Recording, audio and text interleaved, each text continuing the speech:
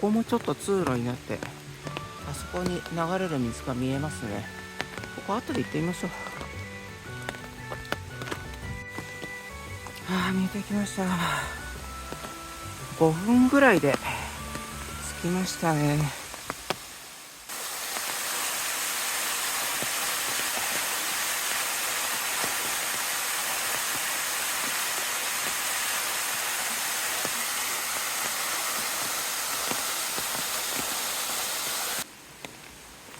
滝の手前に今もう通れない、もともと遊歩道がここはあったんですよね。これはどこに繋がってたのかな。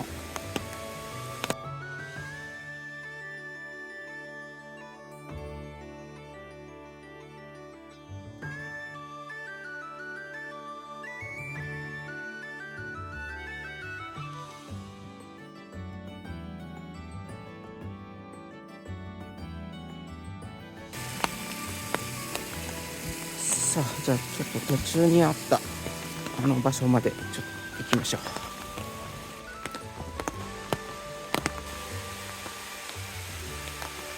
規模は小さいですけど、なだらかな坂を流れる水が綺麗ですね。もうちょっと下下れるので行ってみましょう。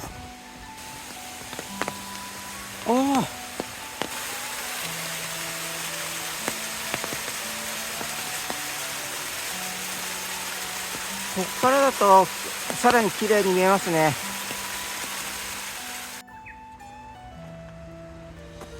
桔梗塚明智光秀の墓。明智光秀が生まれた地だと言い伝えられています。で、本能寺変の後も生きていた。合戦で死んだのは影武者で、光秀本人は生きていたと言い伝えがある。もう真実は誰にもわからないですけど、この灯籠もそうですし、ここに光秀の墓って書いてある石碑がありますけど、相当古いのが分かりますね。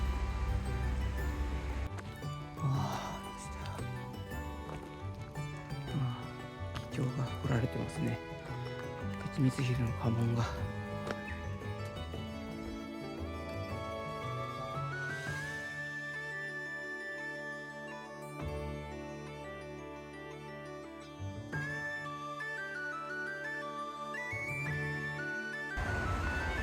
光秀公ゆかりの産湯の井戸。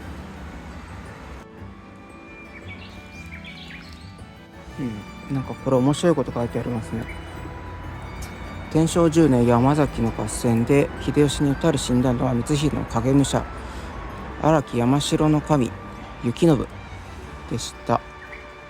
で、光秀はこの事実を子孫に伝えんと、荒木の荒と恩義を深く感じての深で、自らも荒深荒深どっちでしょうか、小五郎と名乗り、聖堂寺の林間に隠宅を建て、音寿丸と共に住んでいました。その後光秀は雲水の姿となって、諸国遍歴に出たのですが、関ヶ原の合戦の時、東軍に味方せんと出発したけれど、途中の洪水で押し流され死んだ。で、以来この地には荒深姓が多く、今でも年2回の供養祭を行っています。この古文書っていうのがあるんですね。これがどんなのか見てみたいですけど、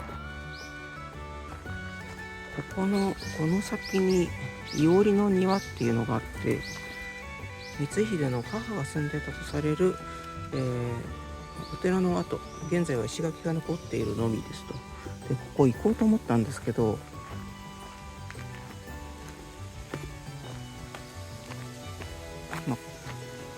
これですね、山中にある。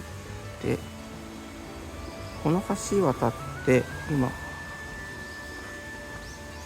っちの方ですね、こっちの方行かなきゃいけないんですけど、見ての通り草ぼうぼうですね。これほとんど人が通らないんですよね。で、今さっきまで雨も降っちゃってたんで、さすがにちょっと今回はこっちはやめておきます。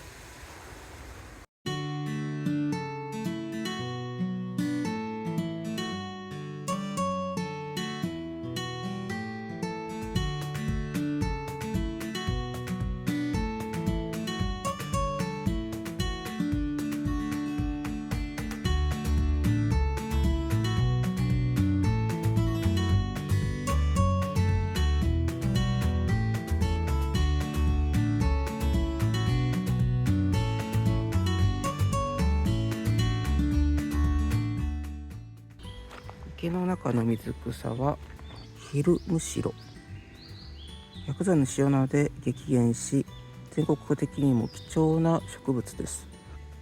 確かに言われてみればなんかあんま見たことないですね。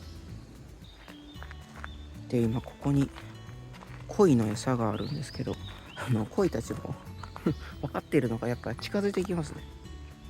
せっかくなんで鯉に餌あげましょうか。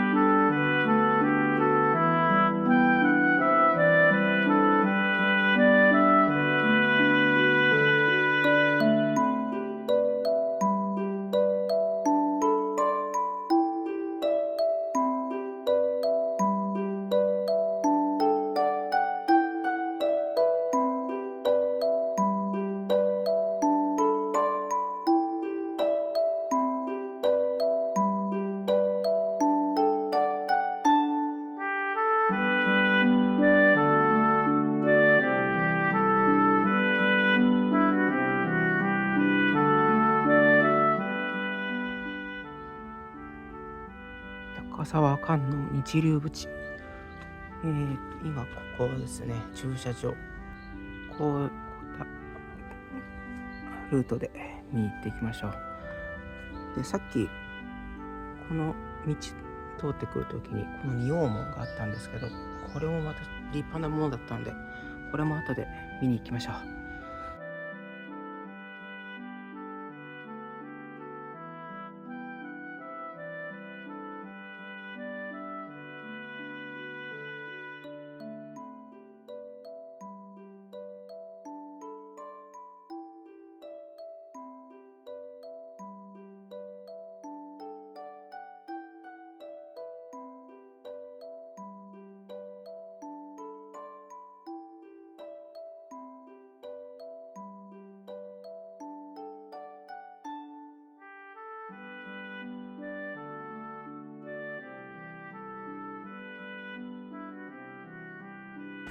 うわー、すごい。ここって別名で岐阜の清水寺って呼ばれてるんですけど、本当だ、清水寺の作り似てますね。うわー、この瓦も大きいな。いやー、すごい。なかなかこの土台を見れることはないですよ、こんな近くで。こっからでもハイキングコースに出るんですね。こっちか。なるほど、こっからハイキングできるわけですね。裏は何があるのかな。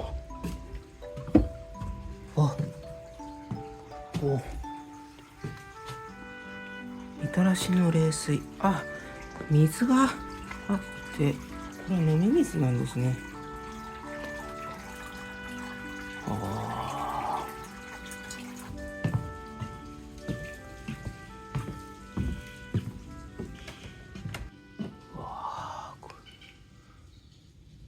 明治の時の絵ですね。これ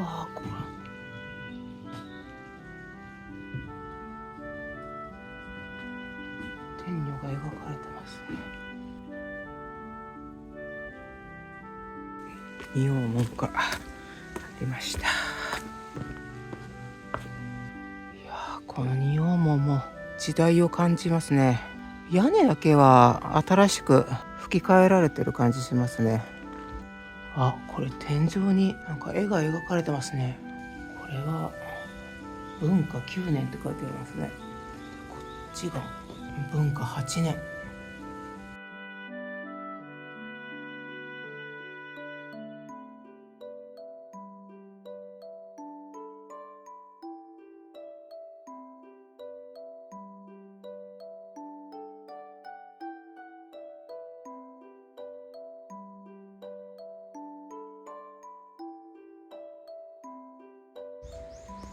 かぐや姫の散歩道。わ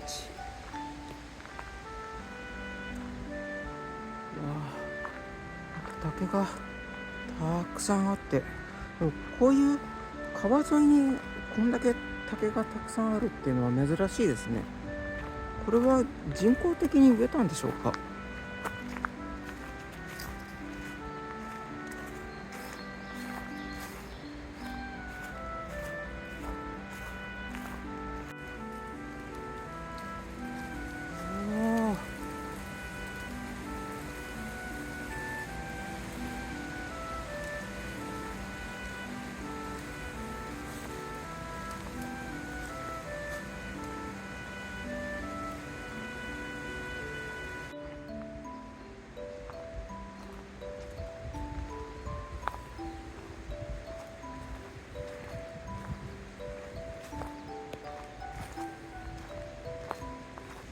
今渡りの渡し場と、ここに川と川をつなぐ船の渡し場があったんですね。今はもう塞がれちゃっていけないんですけど、こっちにあったんでしょうか。もう崖になっちゃってますね。崖になってるので全然わかんないですけど、昭和2年の2月にすぐ上流に見る太田橋が完成し、私は廃止されました。江戸時代だけじゃなくて昭和の時代まであったんですね。これそうですね。船の料金書いてありますけど、牛や馬も運べたんですね。どんな大きさの船だったんだろう。化石林。ここにある化石林は約1800万年前の森林が立ったままの状態で埋没し化石化してできたもの。ここ1800万年前は森林だったんですね。平成6年の近年にない冠水により化石化された根元部分が多数林上に立っているのが見られ確認された。その時の水量により違いますが、水面上に点在して山状になって見られるのは木の化石です。一見単純な石に見えるこういうのですね。これが全部木の化石なんですね。言われなきゃ全然わかんないですけど、これがもともと木だったんですね。